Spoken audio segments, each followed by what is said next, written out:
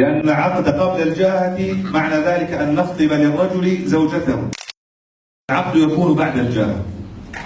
والأمر الثاني أن تكون حفلة النساء مقتصرة في بيت والد العروس على أرحامها ومحارمها، وهم عماتها وخالاتها وأعمام العريس وعمات العريس وخالاته، دون حاجة إلى قاعات وتكاليف وأزهار وحفلات إلى غير ذلك مما يشكو منه شبابنا اليوم.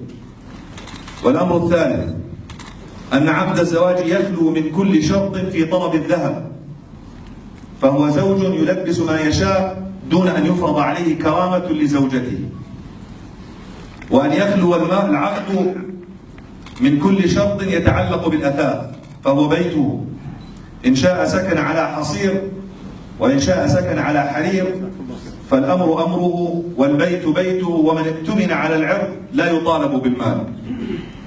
والأمر الأخير أن يكون مهر رناد ابنة الشيخ نوح، ابنة الشيخ علي السلمان، ابنة الشيخ سلمان المحمد رحمة الله عليهم جميعا، أن يكون مقدمها دينار أردني واحد، ومؤخرها بعدد سور القرآن 114 دينار أردني، ولو كان في الزيادة خير لزاد الله في كتابه. فأرجو الله عز وجل أن يتقبل وأن يجزيكم عني خير الجزاء. ما منعكم اليوم الحضور برد ولا برد، فأصحاب الهمم تذوب أمامه الصعاب.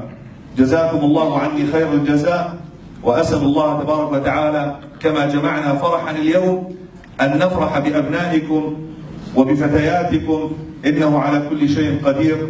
جزاكم الله عنا خير جزاء دولة الدكتور عون، وجزا الله هذه الجاهة الكريمة، وأسأل الله علي أن يبارك لك وعليك وأن يجمع بينكما بكل خير، وصلى الله على سيدنا محمد وآله وصحبه وسلم.